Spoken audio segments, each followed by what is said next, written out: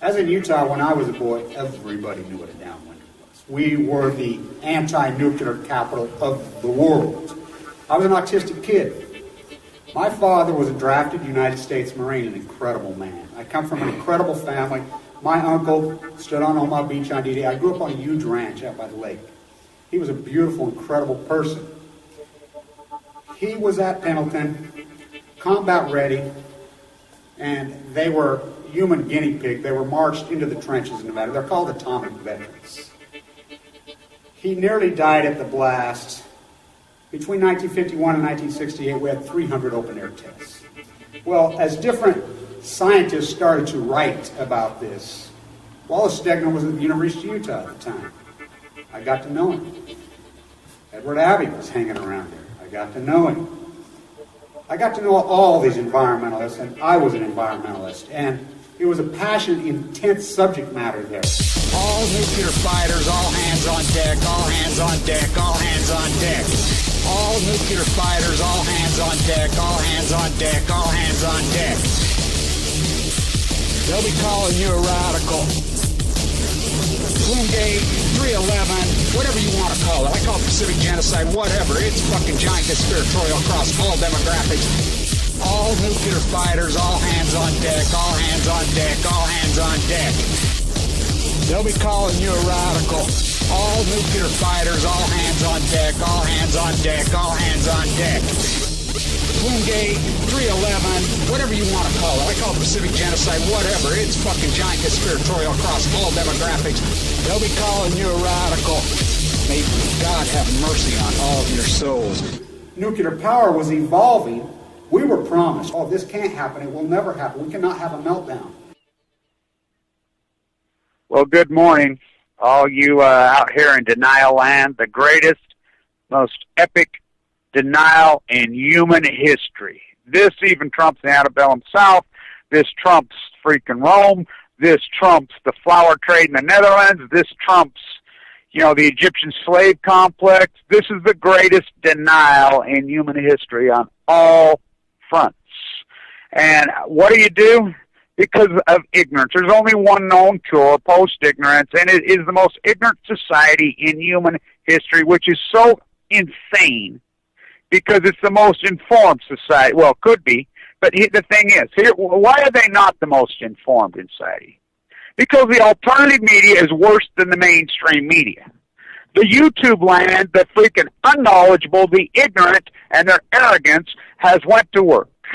The YouTube posters, the bloggers, the insane, the pure fear porn, the ignorant who think they're not ignorant. That's called arrogance. There's a big difference. The biggest difference in human history is the difference between arrogance and confidence. Pat Tillman, it's unbelievable. I started to talk about this the other day. I'm going to get into this today about Rupert when he hung himself. That was an ignorant fuck. He tried to tell me that Pat Tillman was killed by his own man because of his arrogance. This is the ignorance. This is the CI fucking, whatever fucking these fucking dogma burger eating fuckers who think they're alternative media who cause more problem than the mainstream media. The most fucking ridiculous statement I ever heard. Look, these are special forces, guys. They all have incredible confidence. All of them, and rightfully so. The evaluation in a special forces guy like him has to do with the mental IQ, the ambition, and the confidence. Look at this insanity. So, he tried to tell me that they killed him because of his confidence. I'm like, excuse me, for his arrogance. They were jealous of him. It was ordered execution murder. Order execution murder from the White House of the United States of America. Treason. Now we finally have one person go to prison. One The Peanut Corporation of America, America Vespucci. This guy knew that the peanut butter was full of salmonella. He knew the salmonella causes death. I mean, not just to kids, to elderly people. Oh, nothing to see here, stand down, and radiation just raise the limits. Oh, no, it will kill anybody. When I got sick, I really thought that's what I had. I really thought I got it from the cantaloupe listeria outbreak. When I got sick, you know, that whole thing, and I've been eating cantaloupe. I eat a lot of fresh fruit. And this woman contacted me, a girl from my YouTube site, says, hey, my dad had the same symptoms as you, got sick, they sent him home from the hospital, blah, blah. I found him on the floor dead a couple weeks later. I thought, that's what the fuck I got. If it wasn't for that girl contacting me and me fucking having my head around that, I don't think I would have went back to the emergency room for the third fucking time. When I was driving right here where I'm at, from my house to the emergency room for the third time, after they sent me home at McQuack D, I fucking actually drove up here on a Friday. I got halfway, turned around, headed home, then got almost all the way home and says, are you fucking crazy, Kevin? And this is why most cancer is diagnosed on Fridays. Most cancer is diagnosed on Fridays for the same reason I went. Kept getting sent home because that's how fucked up the medical system is. And you're like, I don't want to deal with fucking an ER room on the weekend. And you know what ER rooms on the weekend? They're fucking insanity. By the way, here they have police dogs. They have fucking guns. They shoot people. They kill people. They fucking seal off their police. The military fucking, I mean, these are fucking rent-a-pigs, fucking pieces of shit with a fucking badge and a gun who have no formal education, who have no logic, have no fucking nothing. These people kill people all the fucking time. You know, that's the place we live in, the fucking, it's beyond a police state. I mean, it's way past that. So this fucking rat got sentenced to 28 fucking years in prison this week. The first CEO to go to prison for murder. Poverty is murder, by the way. This guy killed people. That's malice. Why was he not charged with murder one? I mean, this is mass murder with malice. Our code in the penal system of the United States, which is fucking wrapped up in the fucking wig wearers from fucking England. We have their fucking common law, judicial fucking law, you know, fucking by your peers, which, you know, then the review, which the court systems are so grotesquely and epically broken in this country. Completely gone, just like everything else in this country. This is a third world country of corruption. Now you think about it. I'm at the San Onofre hearing. Major, giant fucking ruling. She rules. That was August 25th, 2014. Has there been anything since? Nope. Nada.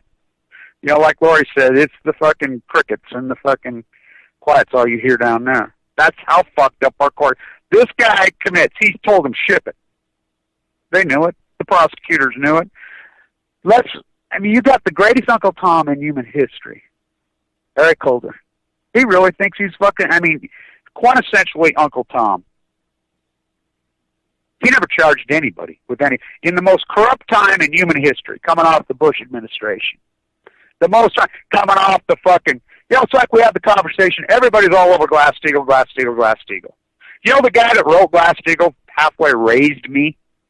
People don't even know who the fuck he is. The Federal Reserve's named after him. These mountains are named after him. The great socialist. When fucking Clinton signed that, and those rats are signed around, and gutted it. Clinton gave away the fucking country to fucking Wall Street. And there's people out there in my community and all over, and I can prove it. I did a video saying that Barack Obama, and it wasn't even the rat, I got a guy fucking trolling me. And Google allows this. A guy has fucking 30 fucking YouTube sites. They'll allow you to have up to 50 now. This fucker will sit and go through every one of his sites to my video and click the dislike without even watching the fucking video. And Google allows that kind of trolling and fucking around. And if you don't think that matters, it has to do with placement into the search engine. Look, I've been very good at fucking what I fucking do as far from the beginning. I know in order to be an effective activist, you have to get placed into this fucking library, into this genre. That's fucking, I've known that when I started. My YouTube started that way, say. You know, with an argument with another fucking, you know, ex-professor who's a fucking moron, fucking idiot, telling him that I can use the word fuck on YouTube. No, you can't. I said, he's crazy. I read the fucking ruling. It's not George, by the way, one of the greatest minds, whoever, one of the probably the best improv genius who ever fucking walked. George Carlin. You know, it wasn't one of the 7 wards. It was ruled by the Supreme Court. That radical, insane, corrupt court, which is totally illegitimate. How many votes does it take to be president of the United States? 6. Fucking 5 Supreme Court judges, and your daddy put them there. And by the way, if you don't know about Supreme Court Justice Davis, the most corrupt one in human history, oh, what? He's related to the Bushes? Direct fucking bloodlines? Oh, fuck yeah. So where do you think they learned it from? So the illegitimate court, which every ruling they've ever had, the Supreme Court, every ruling they've had post-2000 is illegitimate fucking ruling. Well, post-fucking the nomination of Roberts. When that fucking lunatic Rehnquist finally died, motherfuckers will stay on the court. They have to drag them off by their legs, Orrin Hatch, fucking, what was that fucking lunatic from fucking Bird? All of them, what about the fucking bigot racist who was part black, Jefferson's fucking bloodline from a black slave in fucking Carolina Helms? They have to drag them off by their fucking feet. You know, it's an insane complex we live in. The guy fucking with malice. That's how our system works. If you fucking contemplate it, you premeditate it, you get the maximum fucking sentencing. And rightfully so. We should have crimes of passion laws. The court system's that fucked up. This guy with malice commits mass murder. He gets 28 years. That means he'll do 10. You know? So, I mean, he murdered many, many people, but how many CEOs have murdered many, many people? And if you don't think cancer karma is very real, you know, Blankfein comes out, Lloyd Blankfein, that fucking mass murdering evil, one of the most corrupt human beings that ever walked the face there. Jamie Dimon, as I said right from the get, don't believe these fuckers when they say they've got cancer and it's nothing. You know, even they're puppets. You remember the whole fucking board of directors fucking with Steve Chinese Jobs trying to cover up his? He had pancreatic cancer. You think, oh, fuck, you know. Isaacson writes his bullshit book when I was in the emergency room. Isaacson, that book's a fraud, by the way. So is the movie. The guy had pancreatic cancer. Oh, he could have been saved from the certain. No, he couldn't. That's the fucking arrogance of the baby boomer. There's always, can't happen to me. There's something saved. I'll eat some fucking, you know, I'll fucking, you know, have some cannabis chemtrails save me. The economy of fear. The guy lived 5 fucking years, 6 years with pancreatic cancer. Nobody does that. Nobody. Pancreatic cancer, the survival rate is fucking like 0.00 fucking 1. Same with brain cancer. I mean, I know people that are survived. I have a very good friend who survived brain cancer. He's a crazy, intense, fucking radical fucker I ever met. Vietnam vet. Fucking this guy's so fucking radical, mean, and incredible fucking shape. I mean, fucking wow. I mean, this fucker's intense. I don't know. I mean, they said that fucking neurosurgeon was in his brain for 14 fucking hours. That fucker's alive. You know, my uncle, the great fucking infamous fucking neurosurgeon, who doesn't, he don't like me one iota because he, you know, we look alike, we sound alike, but he's a fucking drink the Kool-Aid fucking rat too. You know, these fuckers in Utah drank the fucking Kool-Aid. You know, they think this is neo-feudalism. All the girls think they're going to fucking find Prince Charming. They're all Cinderella. And all the boys, they're going to be the next Tom fucking Brady in the NFL. You know, it's outrageous, this fucking lottery America we've turned into. You know, the fucking medical system's fucked upside down on its fucking head. The court system's completely fucking a joke. You know, you got a fucking royal system of fucking, you think that, you know, the political process, oh, fuck, if the election of Bill Clinton and Barack Obama didn't prove you know, Bill Clinton fucking used to say he's the next John Kennedy. John Kennedy was a man. Cost him his life. Teddy comes with the territory. These fuckers are puppets. These fuckers are fucking royal elitist, well, not even elitist, they just think they're getting in the club. Bill Clinton said fucking playbook. Yeah, I mean, come on. Bill Clinton from fucking just a hillbilly, don't know who his daddy is, from fucking Arkansas with last name Jefferson becomes president with skull and bones, please. Give me a fucking break. I mean, there's so much more to these fucking stories. The Bush crime family, fuck, I mean, they took over. And before, look, this all happened in 1980, and I draw the line the day that Lenin was shot. Lenin was killed. No, not that guy that was hanging around in Vienna who changed his name. No, John Lennon. That guy from the UK who, let's see, what about his wife, Dada? I mean, if you think that's art, Yoko, you don't know anything about her bloodlines and her father and her grandfather. The elite system that still exists to this day in Japan. And, the big breaking news out of Japan, that's her dad. Imagine that. Wow. I mean, that fucking wacko killed their far-right fucking lunatic, fucking, been reading alternative media, got all fucking wound up, Cheech and Chong, up in smoke. Yeah, man, I used to be all fucked up on the dope, now I'm all fucked up on the Lord. They've taken that far-right radical fucking insane rhetoric, and it kills. It's deadly. Somehow that the United States is a Christian... What? Separation of church and state. Every one of our forefathers went by the fucking type of fucking religion. Look it up. They did not believe in organized religion. They fought against it. They try to spin this. Let's see, Jefferson put his hand on the Koran when he was sworn in. He was exploring all philosophies and all religions. Of course, fucking drunk. Fucking guy drink 2 gallons of wine a day. Sleep with fucking several women a day. That guy probably had sex with more women than fucking Wilt Chamberlain. I'm not kidding. I mean, that's why he kept all the slaves around. He was sleeping with them all. They all think they're going to be the next fucking royal. It's amazing. The Hamiltonian philosophy, the Jeffersonian philosophy used to be real.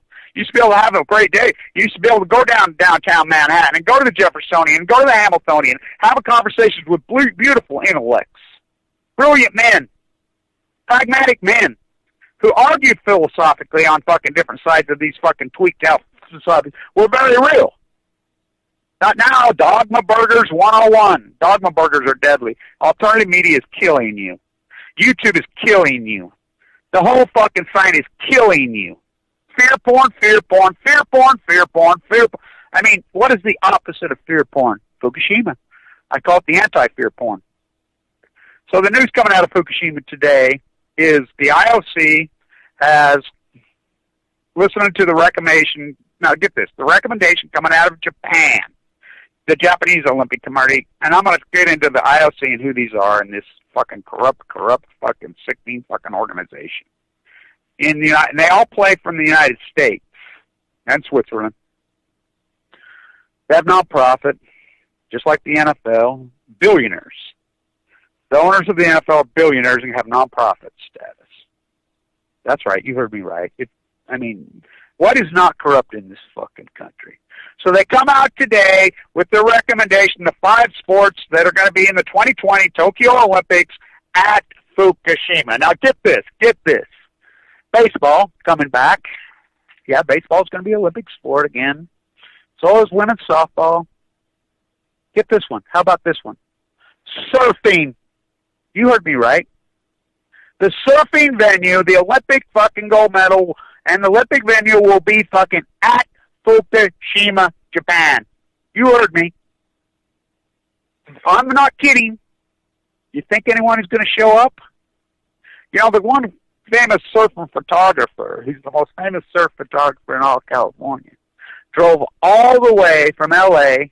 just for the day to come pick me up at PB in Pacific Beach last year just to come fucking have a talk with me, buy me dinner, and have a talk and tell me something. And very quietly, he says, I don't want any publicity on this. He shot those incredible pieces of photograph of my skins that have been everywhere. He's very quiet about it. He says, Kevin, I don't want anybody to know who I am. I don't want any publicity. I don't want you to tell. You got it. He says, I didn't know about Fukushima. I've been surfing my whole life. He's the infamous surf photographer. The Great Break, the greatest surf break. Fuck, everybody knows in California where it's at. San Onofre. Fucking, the water that goes in out of the Pacific Ocean, back out of San Onofre, goes up 20 degrees hotter, and it's hot. They say, it has no radioactive quality soon. Bullshit. Same with Diablo Canyon. What's global warming? Let's see, 410 reactors boiling the Earth's water over and over and over, all the Earth's water. There's only so much water on Earth, boiling it over and over, 20 degrees hotter than when it goes in. He says, I didn't have a clue about Fukushima. Caught up in what we do. I said, I understand. Everybody doesn't have to know about Fukushima. Everybody doesn't have to be an activist. This isn't the fucking point. You know, a lot of people in the early days, they said, oh, we need to get the word. Yeah, we need to get the word out to the strong activists, but not the masses. Really, this is simple. There's serious, hardcore activists that are meant to fight this against them, and that's what it is, and that's all it has to be. The contemporary masses don't have to know. They need to be led. But what happened? Alternative media fucked us. You know, Helen Caldicott, Chris Busby, fucking Kevin Camps, all these fucking alternative fucking, and which none of them are anti-nuclear. They're all establishment nuclear. It's called false equivalency. It worked. They took the fucking field, even with YouTube. You know, it's amazing. I thought, not this time. So he comes and picks me up all the way. We go to dinner.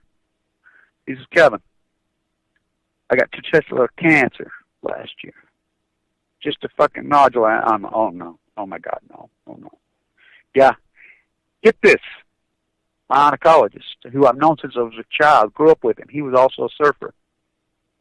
First thing he told me, he says, you do know about Fukushima. And he's like, the oncologist said that. Which I know because I've had doctors drive and show up and meet me in San Diego in 2013. Out of nowhere. Kevin, you don't know me. I watch your videos. I'm a physician. Can we talk? Yeah? So his oncologist says, you know about, he says, I started Googling, I found you. Oh my God. He says, I had no idea. He says, then my wife, my beautiful fucking surfer wife, got AML. She's younger than you, Kevin. He's about my age. She died. He says, but here's the even more heartbreaking part. My beautiful surfer, 19-year-old daughter, at Pepperdine, the wave. Now she has AML. I said, oh, fucking no. Oh my God, no. You would not believe how many people in California, when I'm walking around, I'm on, all the peers come up to me and we talk. You know, I tell them my story about AML. I don't give a fuck if they want to hear it, and I tell them anyway. Oh my God, my dad died of that in 2012. Oh my God, my dad died of that in 2013. Oh my God, my sister died of that in 2012. Huh. Acute myeloid leukemia. Epidemic.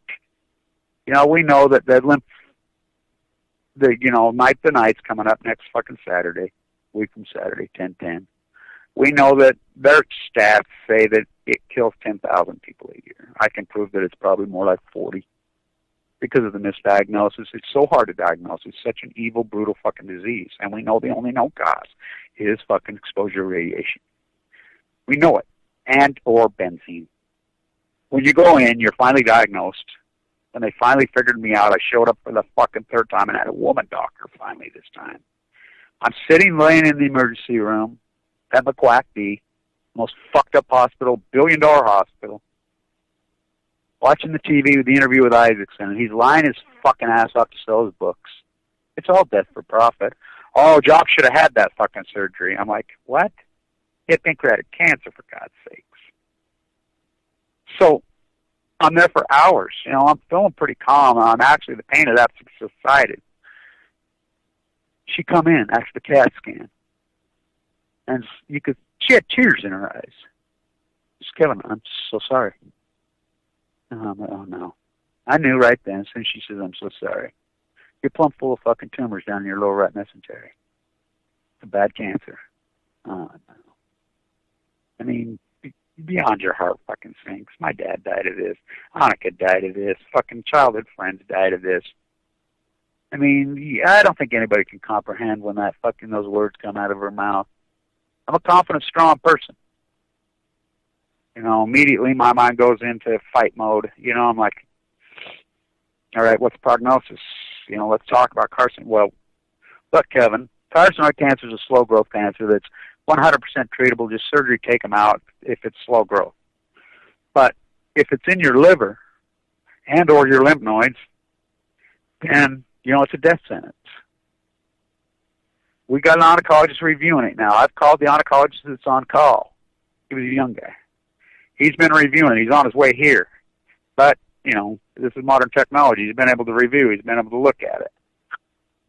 You know, from his home. They all live right up here on the fucking hill above the hospital. I stuck with all their fucking houses. I know them all. So, in the wheelchair up the fucking stairs, Well, they wanted me. I walked, and get in there by myself. So I get up to the top, and they admit me. He meets me at the fucking door coming out there. You Kevin? He's a young oncologist. Yeah. Yeah, I'm the on-call oncologist. I've been reviewing your scans. Yeah. I says, well, is it in my liver or is it not? He says, well, I'm reviewing. He says, there's spots on your liver. Yeah. Well, what do you think? Come on. Well, I don't know for sure, but, it's bad cancer, Kevin. You have all the symptoms. You have dropping libido. Yep. Numbness in the hands. Yep. Somewhat fucking blood in your stool. Yep. This is bad. I think it's in your fucking liver. So I look right at it, so that means I'm going to die. Well, if that's what it is, yeah. How long will I be alive? Well, if it's the way I think it is, it's aggressive. Maybe 2 months. End of conversation. End of the room. By yourself. Making phone calls. I don't know. I call my daughter. She called my mom or my twin sister. They're up there. They come in. My daughters show up. It's Friday evening. I'm looking out that room right up at all these fucking houses. My place. But, a couple weeks before that, I'd had a dream, the most utopic dream I ever had. And I know enough about Danish philosophy. I know about the subconscious, and I know that my subconscious has always ruled my life. But I've refused to listen to it sometimes. And I've always been able to see the future via my subconscious since I was a little kid. Always. I've always known that. Which I have. And I deny it sometimes, but this utopic dream. So the next oncologist comes in. I don't even know who the fucking this whack is from up here in North Ogden, whatever. And this fucking lunatic, well, Kevin, my wife had stage 5 breast cancer. She'd come home at night, we sent her home, she'd just cry every night. This is the prick, arrogant fucker that I ever seen.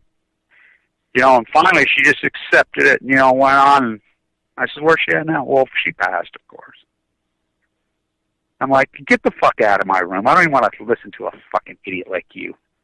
Doctor after doctor. Fighting with them. My daughter wants to stay in the room. So finally I'm there for a couple of days. They take me in, they fucking scope me. A doctor named Dr. Taos, this lunatic chick. She scopes me. At fucking 3:30 in the morning on a Sunday. She's got fucking headbanging music playing, and that's how these fuckers play. They really think there's something, by the way. These arrogant young fucking surgeons think there's something. They're fucking mass murderers for the most part.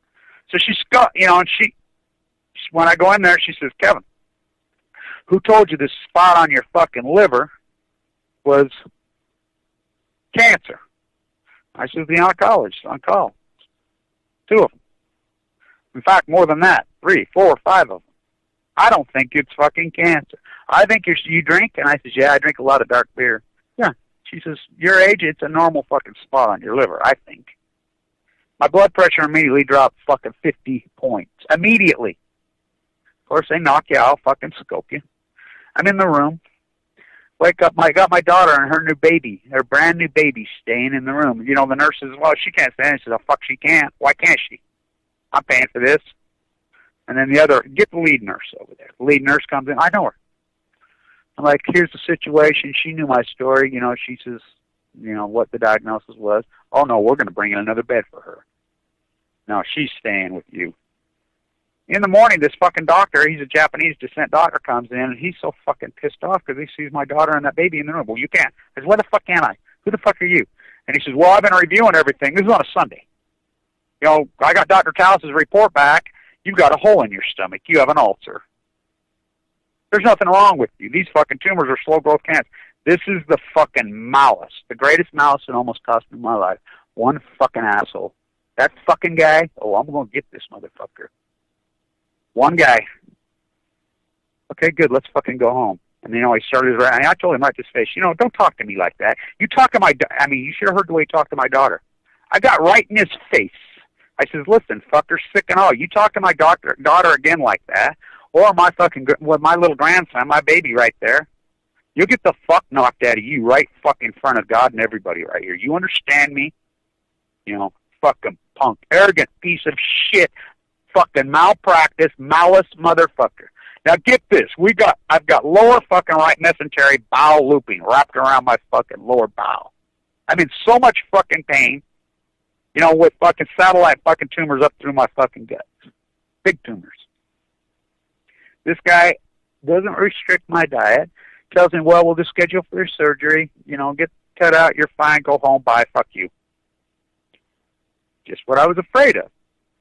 Weekend doctors.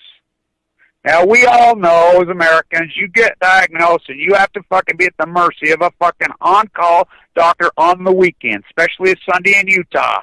These are all Mormons. They're at church. You know, so you know they're the fucking weak hands. They're fucking malpractice quacks. Mass-murdering quacks. Sends me home. 2 days later, I'm in so much, I'm like, fuck these guys. You know, I'll go down to Huntsman and see what those fucking mass murderers got to say. They're supposed to be elite luxury good of death. You know, boy, have I learned about those rats. So I go down there, they won't even see me, they won't even talk to me. Finally, they get anything. People that murdered my father. So finally, they come and say, well, we're setting up consultations for me. Be ready on your phone at this hour, blah, blah, blah, blah. Okay. 2 days later, I'm so sick. I'm so violently sick. I mean, I've never had, and I'm a tough dude. I've broke my back. I've fucking broke my fucking skull several times. My jaw, part of it's fucking missing. I went through a lot of epic fucking near-death experiences. Broke my pelvis, fucking, I never had pain like this.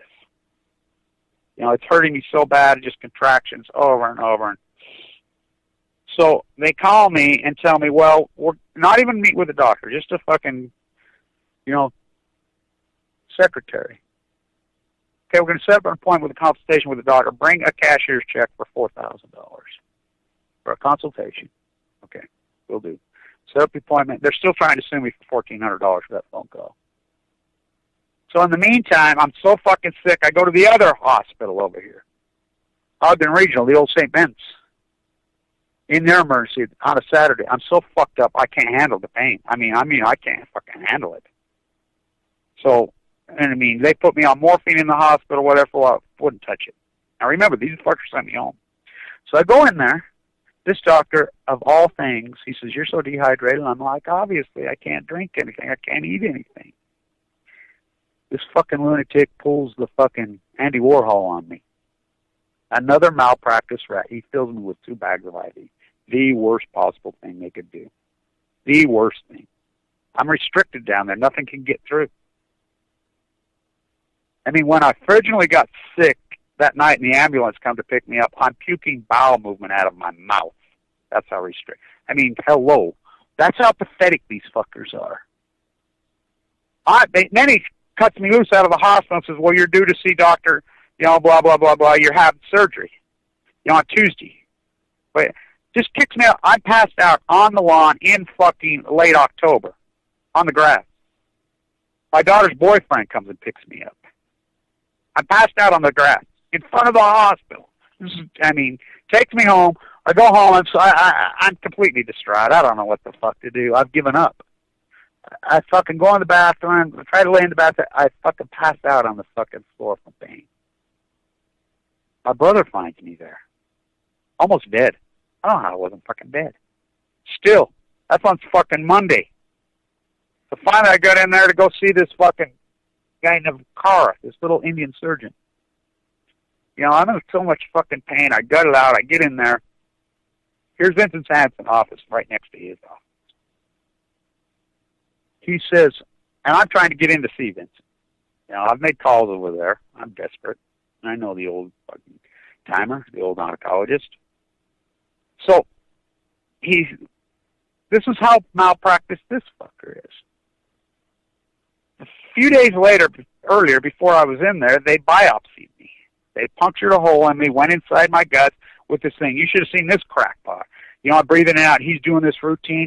These fuckers really think they're He's singing in there. I'm awake. Yeah, getting this. He's got to get my rhythm down. Boom, got it. You know, he's screaming, yelling like he's a fucking on a football field. Fucking just scored a touchdown. I'm not kidding. This crackpot wacko and his fucking whole team of crackpots. This is how fucking malpractice. And you think I can get a doctor to fucking attorney to represent? Fuck no, they're not going to take Kev's case on. Fuck him, let him die. They don't care. That's how corrupt this fucking place is. My own attorney told me that I'm blackballed inside the court systems here because of my activism. It's amazing. So, the fucker, I'm waiting for the results of that biopsy. I haven't seen him yet. I'm in this fucking little Vicara's office. I says, what about the biopsy? Let's look. I haven't looked. Get this. This is a scheduled appointment with this rat. I go on and he says, well, who are you? What do you mean, who are you? I got a fucking appointment with that, I tell him. Oh, well, arrogant little fucking piece of shit. His name's Vicari. He's a fucking mass murdering fucking piece of shit malpractice rat. So he looks at the thing and he looks right at it and he says, oh, negative. Benign. What?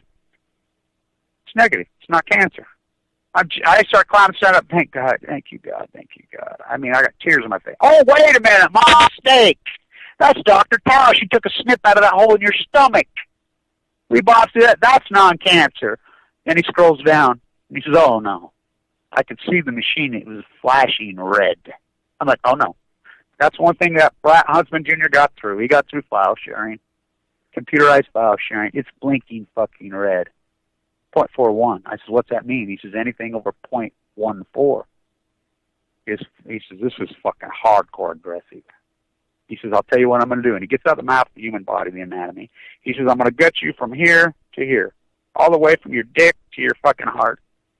I'm going to open you. I'm taking it all out. I'm taking part of your fucking, intestine out, blah, blah, blah, blah, blah. And I says, well, what's that going to do if this is aggressive cancer? Isn't it just one fucking cell could see? Yeah. We just got to make sure we get them all out, do it. We're going to do it on Thursday. Be here a fucking, my nurse will call you, blah, blah. I said, no, you fucking ain't doing that to me. Are you fucking nuts? While I'm in the office, you cannot make this shit up. The phone rings. It's Vincent Hans's office is next door. We got you a scheduled appointment. You need to get in here fast tomorrow morning at 9 o'clock. This is on a Wednesday. I'm scheduled for surgery on Thursday. So I go in there. I know Vincent. He's Thomas Blanch, the famous heart surgeon, my uncle's ex-business partner. He's a famous oncologist around here. He's very old. I know his story. I know his path. He knows me. He's an anti-nuclear activist, so am I, in his own way. Going to see him, he's late. I'm like, fuck. I'm sick. I'm in so much fucking pain. I'm losing 6-7 pounds a day watching on YouTube. He walks in and he's like, Kevin,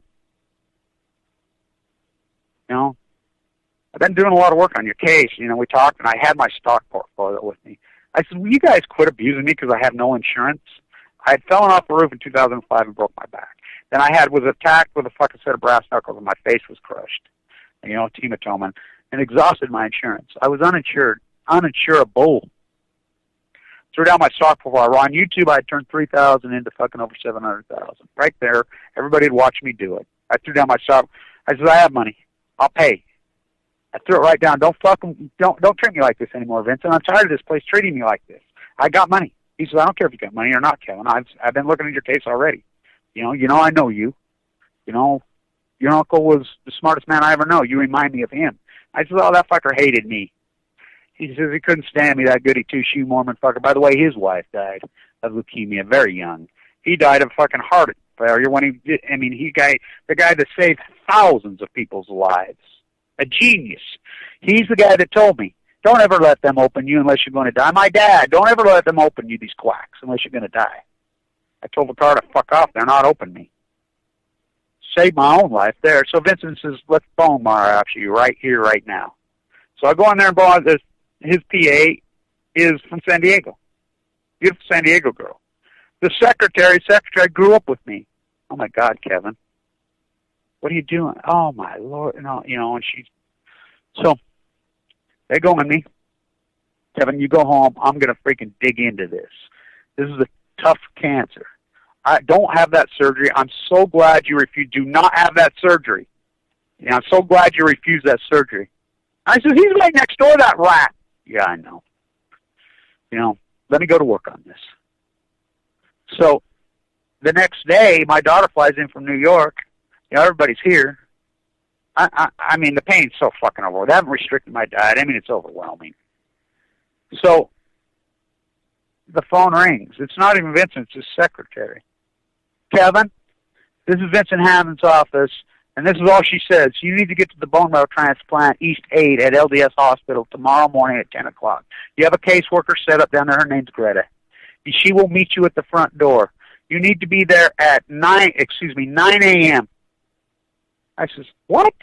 No, that's Vincent Hansen says you get there. Doesn't he? I'm like, what the fuck? My dad died of this, remember? I'm like, oh my God, I've got leukemia. Oh, no. I'm going to fucking be dead. It's over. You know, my daughter's like, calm down, calm down, calm down. You know, wait, call Vincent back. You know, so I call, and Vincent said, no, he will call you back, Kevin. He's, you know, this guy's overwhelmed. You go into his office like cattle lined up. You know how many people that guy treats a fucking day? Because there's these young oncologists are pieces of shit. He's the only guy that gives a fuck. And he's Danish philosophy man. He's not in it for the money. I can tell you that right now. I know so many stories about this guy. He's an amazing man. He saved my life. So he calls me back. This guy's choked up. I mean, this is an oncologist that watches death by the fucking thousands. And when I was in the office, he told me, he says, Kevin, before he says, you know, my dad and my father both died of thyroid cancer, and I grew up as a downwinder in central Utah, and I've listened to your rants and your thesis about, and you're so right. Now remember, this is the most famous oncologist in this state's history, or not. He's watched it for fucking 60, 70 years. In his own personal life, you know, he's treated fucking tens of thousands of people. He says, you're so right. So, he says, the bone marrow biopsy is inconclusive. He says, I says, yeah, but the pathologist, and he says, yeah, Silvermoon, who's supposed to be the best pathologist in the state, this arrogant fucking piece of shit living on the hill. Now that I know, because the PA told me, Vincent had an argument with him for fucking an hour and a half on the phone on my case. He dug in on me. He put all the work in me, and my own great doctors at LDS if you'd have been any place else in the world, any place, any time, anywhere, you would have died. You'd have probably had surgery. This guy figured it out, and nobody would have ever figured this out. And he says, no, Kevin, you don't know. I said, I'm not going to that dump at LDS. I'm going to the Mayo Clinic in Scottsdale. I'd have been on the phone with them. I says, I'm going to fucking take my fucking sharp I'm going to hand it over. I'm going there. No, you're not. You don't know, Kevin. You don't know. They have a Danish philosophy medicine up there. They have the best freaking leukemia unit in the world, a guy named Fimbo Peters from Copenhagen. He says, they're the best. And he says, I don't say this, Kevin. You know this, but I know you. I know how strong you are. I know how tough you are, mentally and physically. I have great hope for you. He says, make no mistake, that is one brutal, nasty cancer in your body. But if they open you, they will kill you. And that pathologist got it wrong. He dipped it in the wrong solution. He's wrong. I says, well, what? He says, I think it's AML de novo, which I knew that disease. It's leukemia that presents in tumors, which is almost always a death sentence. So down there I go. Get there. I'm in so much fucking pain. I wouldn't fucking let him give chemo to my dog, which my dog just died of this disease, by the way. So I'm in there.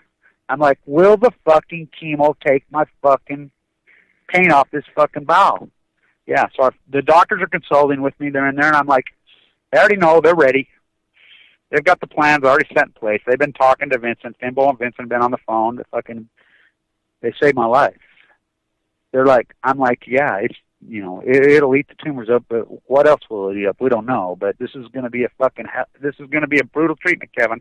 I'm like, just get the fucking line in me. I mean, I can't take this pain. I cannot handle this fucking pain. So they take you in a room. They stand you naked. They're beaming lasers all over you. You don't even know what the fuck hit you. You know, the guy that's got me standing up getting the measurements and putting the lasers on me, the dynamics on this is, you're big and strong through the upper body. He says, yeah, I've had the hawk and trowel in my hand for all those years. He says, you're very physical. He says, fuck, you got muscles from head to fucking toe. I says, yeah. He says, you're going to need every bit of it. Trust me, I've worked here a long time. You're going to need that strength. This is one intense fight you're getting ready to embark on. I remember it. This guy, been there for years, older than me, had a ponytail. You know, you could tell this is one of those wise birds. One of those good old fucking Utahns. They throw you in a room, they fucking lumbar puncture and put a stent in your fucking, shoot chemo into your bottom of your spine because that's how evil this disease is. They go on and put what they call the Hickman line. My doctor was with Dr. Hickman at the University of Washington and invented the greatest breakthrough in oncology. It's a line that goes, wraps around your collarbone that goes directly into your jugular vein. You know, what's his name down there in New Orleans that protested with me out at Livermore, named it the Fukushima fish hook in the early days. Stuck it in you, and they go into your brain stem. You don't even know what the fuck hit you. You're in the fucking room. Then the fucking GI comes in. Says, Kevin, your bowel's so fucked up. He says, they're giving you, but you need to have bowel movement, and if you don't, you're fucked. One little fucking puncture, oh, you're going to die. When's the last one you had? I said, 10 fucking days ago. Oh, my God. Yeah. They're praying for bowel movement, of all things. This is the fucking malice. We're up against it's like we got no fucking shot. You know, and they go in there, and it's just me and the nurse, because this is the heresy M squared. This is the fucking, you know, literally the nuclear bomb, fighting the nuclear bomb. You know, it's intense. You know, this goes on for fucking rounds. It's fucking brutal. I mean, just starts to tear you apart. Filling you full of water, they fucking bloat you full of fucking, you know, upwards of 10, 15, 20% of your body weight with fluids before they hit you with the fucking rounds of chemo to fucking coat your organs. Then they put you on Lasix. So you piss out fucking, you know, gallons of water in fucking minutes. Now, you know why these racehorse fucking trainers use Lasix? To fucking hide mask over their cheating. Get rid of the fucking tests. I told the doctor, I says, you know, this is like being on death row for a crime you did not commit, but they have to have better food.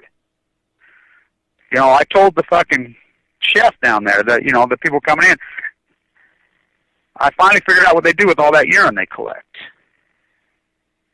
They make you make coffee out of it. This is the worst coffee in fucking human history. He laughed. He'd come up and see me. He says, fuck, I never seen that bitch about the coffee like you do. I says, good, because it sucks. Food's fucking horrid. First second I'm in the hospital, some suits are walking around. I can hear them talking. Well, you know our fucking motto here. They don't tell me this. They're talking, I heard them. You want to fucking go to the luxury good of fucking death and eat the good food and stay in the hotel? Go up to Huntsman and die. You want to live? You come here. This place ain't comfortable. This place is a fucking war state. All about love. Tough love. You know, the nurse told you, my little fucking CNA, I made a mistake the other day when I called her my little CNA, Caitlin. Now get this. I mean, the CNAs they do all the dirty work. Cleaning bedpans, they save all your bowel movements, they save all when you finally have one. It's so fucking hardcore and so brutal, yet I tell people, come on in here. They won't go in. It's the fucking most fucking spiritual place on the face of the earth, bar none these fucking leukemia units. It's so brutal, it's so hardcore, it's so intense in there. Watching people just downright fight like a girl for their fucking lives. These girls sucked up to 70 pounds. These are Hail Marys. These cancers kill you in days, rip off 30% of your body mass in days. And people are still propagating, go take some apricot seeds, smoke some weed. That's how ignorant and arrogant this fucking populace is. It's all nuclear fallout. They make you fill out a packet that's about 30 pages. It's federal government fucking packet. Every question has to do with exposure to radiation and or chemicals. That's all they want to know. They have all the data. They know. This is the evil, sickening power. And you don't think karma, if there's any karma in the world, Barack Obama will get AML. You think, oh, how evil is that? Remember, his mother named Stanley, who was abused by her father. If you don't think that's abuse, naming your girl Stanley and make her go, that's abuse. This guy had a long history of abuse. He's a sick sociopath. His mother died at 52 years old of a brutal, brutal fucking cancer. He don't give a fuck. He don't care. He's fucking all in nuclear, propped up by the nuclear. He knows who his fucking owners are. He said it. I'm going to follow the Bill Clinton playbook. Bill Clinton has made fucking hundreds of millions of dollars, if not billions, since he became president. You know, with a during the annual pay, cut the deal in Kazakhstan. You know, Hillary Westinghouse in fucking Czechoslovakia threatened. And really, You know, Trump, honestly, I mean, wow, you believe anything that guy says? Really? That's one of the greatest liars in human history. But, you know, he does talk about tariffs. I mean, what's the alternative? Just the Bush crime family? You know, put fucking Margaret Thatcher, if you don't think that was a Freudian slip, put Margaret Thatcher on the 10. If that isn't proof that it's all a globalist regime, and, you know, Clinton, far-right fucking, you know, hand-away corporations fucking, I mean, he makes Republicans look fucking liberal. He gutted this country. Free market fairy tales. And he had you fooled. And it was, I mean, the greatest betrayal in human history, was, until a guy named Barry came around, the greatest fucking liar betrayal in human history. Barry Whitey fucking Dunham. That guy was the best liar in human history. I mean, he had so much political capital. Gave it a Nobel Prize for, I wonder if he holds his Nobel Prize while he's drowning babies.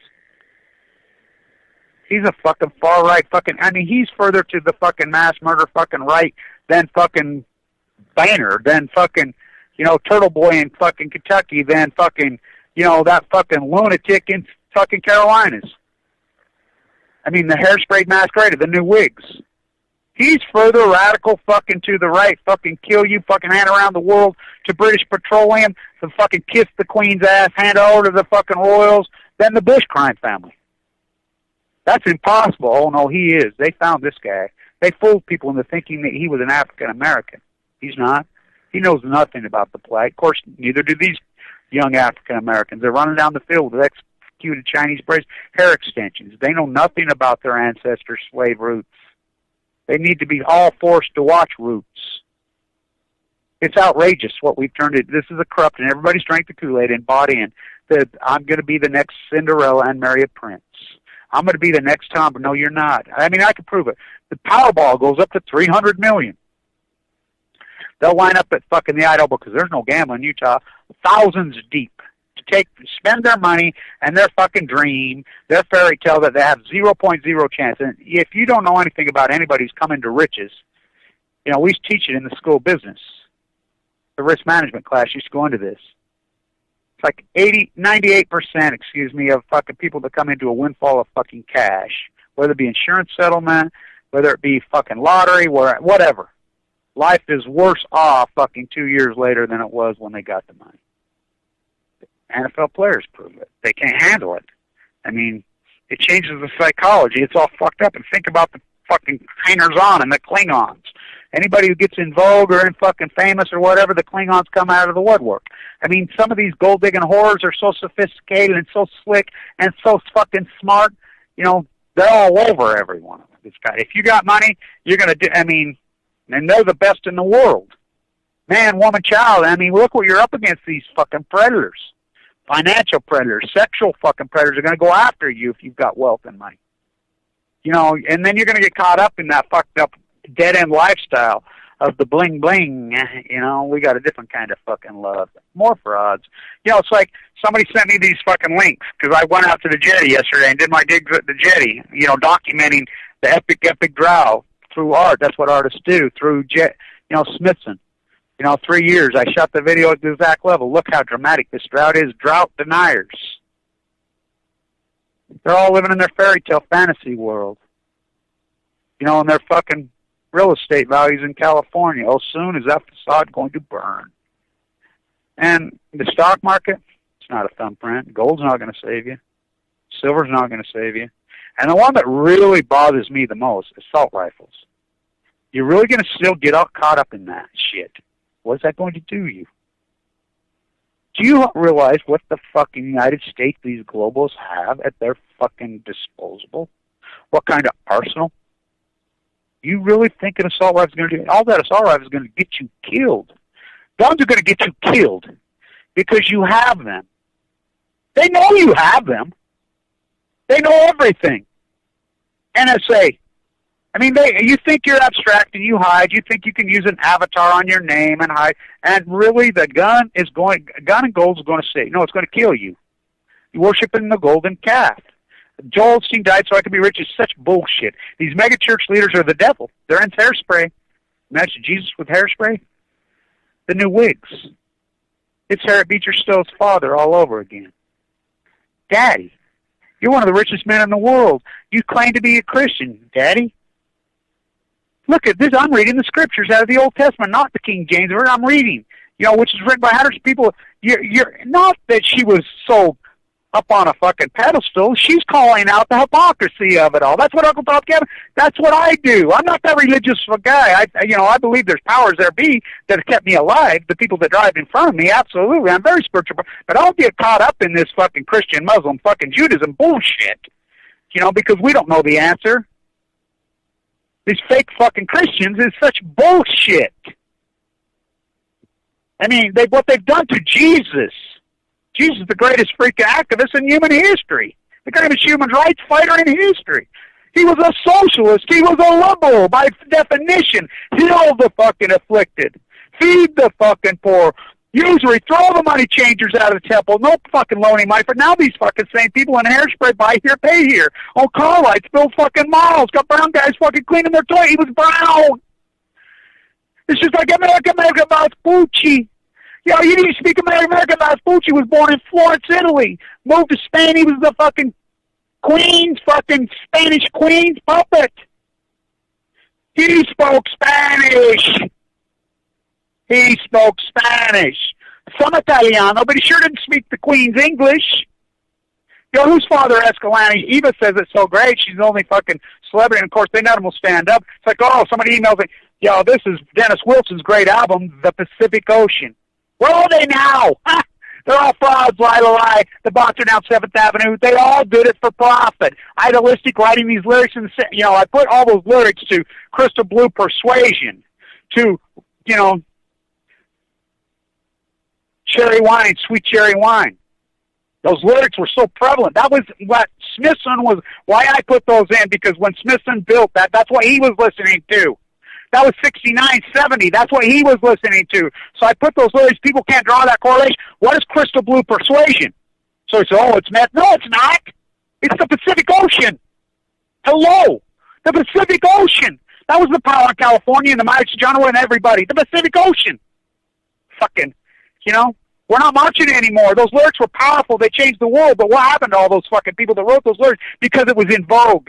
The beatniks and the hippies who held the day, the real ones, the grassrooters, off the grid, abstract. They were fucking built stuff with their hands. They're organic farmers. They were carpenters. Like Jesus. Now they're hairsprayed frauds. So what happened? They infiltrated from the canyon, and I don't mean Christine Canyons.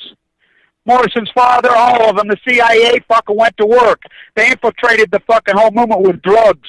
So what did the movement turn into? A bunch of drug addicts, fucking pedophilia, sex predators. They did it to the Hare Krishnas. Krishna, Hare Krishna. Who infiltrated the Hare Krishnas? The pedophiles.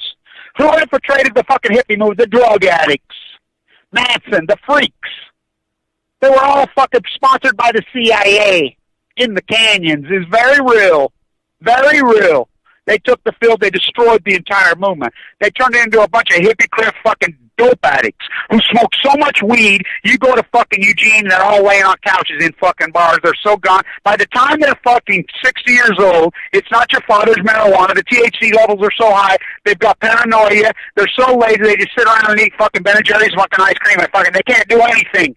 When there should be the elders like fucking Frida Mazabauer in Austria, the elders who became strong in wisdom. People say, they're too old. Then why are they still touring? Why are the Eagles still touring? Why are fucking Fleetwood Mac still touring? Why are they all on spandex fucking, Grace Slick says it the best. It's disgusting watching these people trying to catch lightning in a bottle, fucking 50, 60-year-olds in spandex. Of course, look at her. She thinks she's a fucking artist. They're frauds. Everyone's a fucking fraud. They've all drank the Kool-Aid. It's the baby boomer, echo boomer generation. They're frauds. We need new activists to take the fucking field. People you've never heard of. There's a new being born. And we have to lead this fucking flock out of their drunken stupor.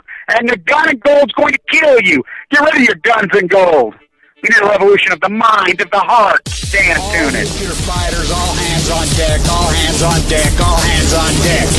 All nuclear fighters, all hands on deck, all hands on deck, all hands on deck. They'll be calling you a radical. Bloomgate, 3